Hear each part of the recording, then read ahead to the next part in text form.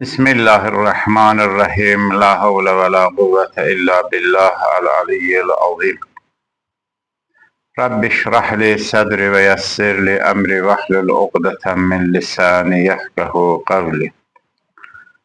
Rabbimizden niyaz ediyoruz ki bizleri rızası doğrultusunda yaşayan kullarından eylesin. Peygamberlerin, Evliyaullah'ın, Sülahanın, doğruların ve Ehl-i Beyt aleyhisselamın çizgisinde, hattında bilinçli ve şuurlu bir şekilde gitmeyi, yaşamayı nasip eylesin. Değerli dostlar, konumuz Gazze olayı. Gazze'de yapılan zulümler 2 yıla yakın. Gerçekten orada yapılan zulmü tavsif etmek, anlatmak çok zor. Yani hangi kelimeyle izah edilebilir? Şimdi böyleki hadiselerin karşısında dinimizin emri nedir? Peygamber Efendimiz sallallahu aleyhi ve sellem bugün olsaydı duruşu nasıl olurdu? Masum imamlarımızın, Ehl-i Beyt imamlarımızın duruşu nasıl olurdu? Biz bunu peygamberler bugün olsaydı duruşu nasıl olurdu? Biz de o duruşa sahip olmamız lazım.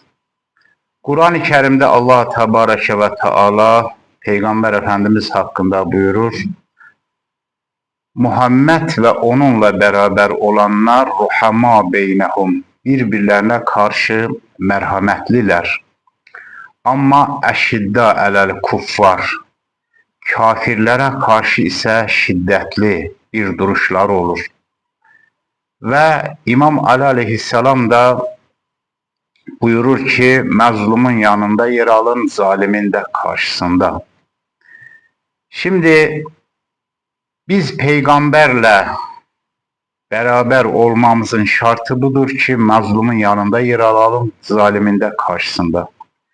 Bugün peygamberlerin tarihini Allah Tebareke ve Teala Kur'an-ı Kerim'de anlatır. Ve Kerbela vakasını ki biz yakınlarda matem aylarından çıktık, Sefer ve Muharrem ayını. Ve İmam Hüseyin aleyhisselam ve ashabının Kerbela'da o gördüğü zulmü, maruz kaldığı zulmü biz işte inni silmun liman salemekum ve harbun liman harabekum. İşte sizinle savaşta olanlarla biz de savaştayız. Sizinle barışta olanlarla biz barıştayız.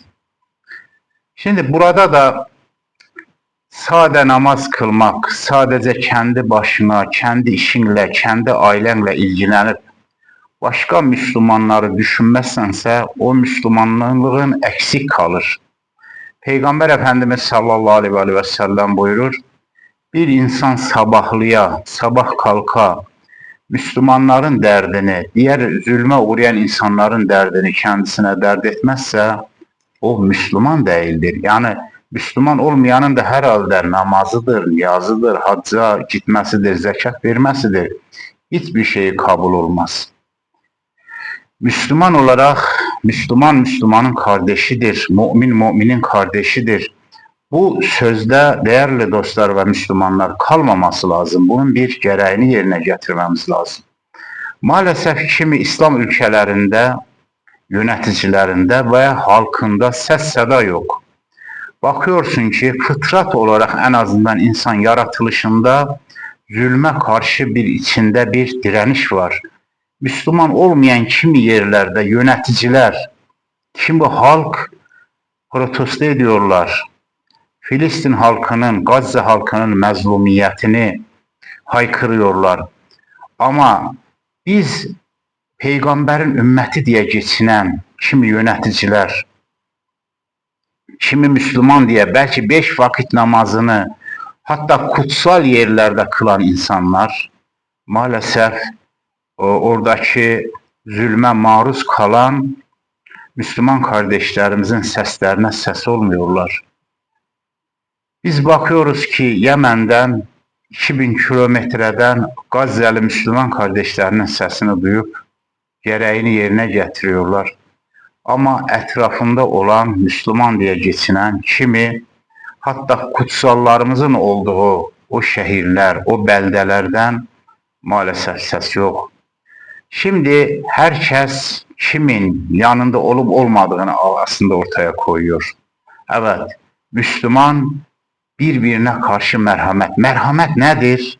Onun derdini özüne dert edecek. Ona merhametle davranacak. Onun sıkıntısını giderecek. Onun yanında yer alacak. Eşidde alel kuffar. Kafirlere karşı da şiddetli olacak, bir duruşu olacak. Şimdi Peygamber Efendimiz sallallahu aleyhi ve sellem buyurur, hepimiz meşhur siyasetçilerimizin de, sade vatandaşın da, hepsinin de, iş adamının da bildiği, evet bir adam tok yatak komşusu aç iken o Müslüman değil. Tamam da şimdi bunun çok çok ötesinde hadiseler Gazze'de yaşanıyor, Lübnan'da yaşandı. Bugün Yemen'de ne kadar oradaki insanlar şehit ediliyor, oradaki o insanların varlık şeyleri bombalanıyor.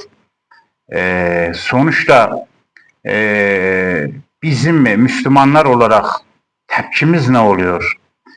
Müslüman olsa biz gerçekten peygamberin ümmeti genel anlamda hepimiz olsaydık bunlar bu cesareti edemezdiler.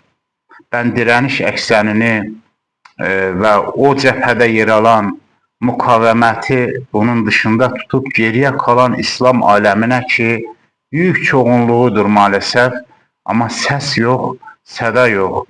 Onun içindir ki Müslümanın Müslüman üzerinde hakkı vardır. Komşu nasıl komşu üzerinde, babanın evlat üzerinde, evladın baba üzerinde bir takım hak ve hukuklarımız var. Müslüman olarak da birbirimizin üzerinde haklarımız var. Maalesef biz yarın Allah'ın huzuruna o mazlumların sesini her gün sosyal medyadan, televizyondan göre dinleye şahit ola nasıl biz Allah'ın huzuruna gelip hesap vereceğiz? Sadece bizim kıldığımız namaz ve kimi insanların kamuoyunu kandırmasıyla bu işler hallolmaz ki. Şimdi biz bakıyoruz, geçen de ben şahit oldum, un torbalarını, o bir utanç verici bir harekettir ki karadan onlara yardım, sivil vatandaşlara yardım götürmeye bile müsaade etmiyorlar. Evet, uçaklarla, helikopterlerle atıyorlar ve o un torbaları belli bir yükseklikten düşüyor. İnsanların, o gençlerin, o çocukların başına düştü. Belki bazılarının şehit, bazılarının yaralı olmasına vesile oldu. Neden İslam coğrafyasında bu hadise bu şekil yaşanır? 2 yıla aşkın Peygamber Efendimiz sallallahu aleyhi ve sellem, Ehl-i Beyt imamları, bütün peygamberler hepsinin ortak yanı mazlumun yanında olup zalimin karşısında olmaktır. Zalimin karşısında olmaz isense, mazlumun yanında olmaz isense, tek başına gidip ibadet yapman seni Allah'a ulaştırmaz. Çünkü dinimizin emri budur. Kur'an-ı Kerim'in emri budur. Doğrularla beraber olun. Doğrular nedir? Doğrular her zaman mazlumun yanında yer alıp zalimin karşısında yer alan insanlardır. Bugün İmam Hüseyin aleyhisselam sembol bir isimdir. Zalimlerin karşısında duran, Yezid'in karşısında duran. Biz bakıyoruz Peygamber Efendimiz sallallahu aleyhi ve sellem zalimlerin karşısında durmuş. İmam Ali aleyhisselam zalimlerin karşısında durmuş. İmam Hasan aleyhisselam zalimlerin karşısında durmuş. İmam Hüseyin ve diğer imamlarımız. Ve ondan bugün işte o iki değerli müçtehitlerimiz ve rehberimiz, o iki aliler, o kerrar, Haydar-ı Kerrar'ın yolunda giden, o iki kerrar yolunda giden, o iki kerrar, evet bugün o zalimlerin karşısında durmuştur. İmam Ali'nin evlatları, Ehl-i Beyt'in evlatları, Ehl-i Beyt'in yolunda ve onların öğretisiyle mazlumun yanında yer almışlar, zalimin karşısında. Yoksa bugün nice kutsallarımız zalimlerin eline düşecekti. Bugün biz aynısını Gazze'de görüyoruz değerli dostlar. Gazze'de camiden tutun, hastahaneler ya da mesela Hristiyanların kilisesi kimi zaman her şeyi darmadağın ediyorlar. Savaşın bile dinimizde bir kuralı var, bir ahlakı var. Hiçbir kırmızı çizginin kalmadığı noktadayız maalesef. Ve bir anne evinden çıkıyor, gidiyor, dönene kadar evde 5-6, 3-5 tane çocuğu varsa bakıyor ki evinin altında ev çökmüş, üzerine bombalanmış. Şimdi İmam Ali Aleyhisselam'ın Kumeyl duasında var ya, sığınıyorum sana o günahlardan ki nimetin tadını değiştirir ve sığınırım o günahlardan ki sana tonzilul bela, belanın inmesine vesile olur. Ve ben korkarım ki bu mazlumların o feryadı belki kimi zaman bir belanın inmesine vesile olur. Çünkü kaçının o günahlardan ki sade yapanları değil, onlara sessiz kalanları da tutar. Onlara tepkisiz kalanları da tutar. Ona göre Müslümanlar olarak, önce insan olarak, çünkü bir takım insanlar Müslüman olmamalarına rağmen insanlığının, fıtratının gereğini yerine getiriyorlar. Hele biz insanlığımızın yanı sıra Müslümanız, Kur'an ehliyiz, Peygamber Efendimizin ümmetiyiz ve özellikle Ehl-i Beyt imamlarının yolunda giden ve biz Ehl-i Beyt imamlarının yolunda gidenleri bakıyoruz meydandadır, sahnededir ve mazlumun yanındadır. Nasıl ki Xeybər kalesini Haydar Kerrar ve onun komutasında olanlar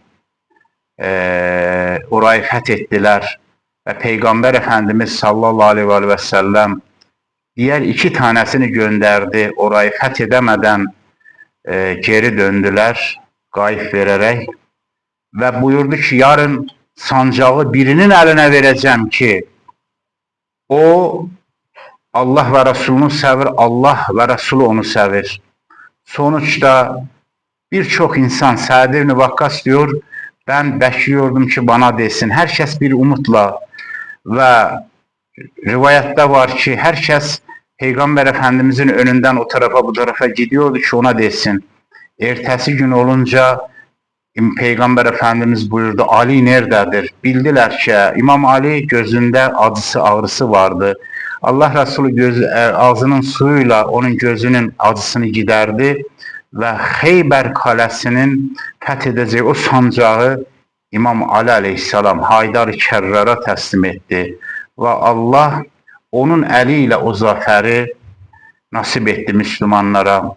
Sa'd ibn Vakkas diyordu, kırmızı tüylü yüzlerce binlerce devam olsaydı verirdim, yeter ki bu fazilet bana nasip olsun.